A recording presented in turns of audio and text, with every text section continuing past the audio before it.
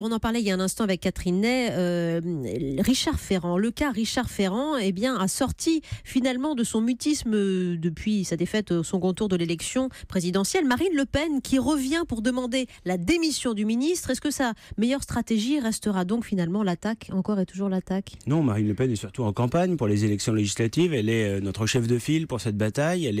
Elle a le statut naturel de chef de l'opposition parce qu'elle était au second tour de la présidentielle et qu'elle a rassemblé près de 11 millions d'électeurs le 7 mai. Et évidemment, sur l'affaire Ferrand, elle réagit comme n'importe quel responsable politique. C'est quand même bien normal. Moi, je me souviens de Richard Ferrand pendant toute la campagne qui était très arrogant, donnant des leçons aux uns et aux autres. Et puis, on voit qu'il est lui-même loin d'être irréprochable. Moi, ce qui me frappe dans cette affaire, c'est que le parquet national financier, comme le parquet de Brest, renonce au principe même d'enquêter sur le sujet. Je trouve ça assez extravagant.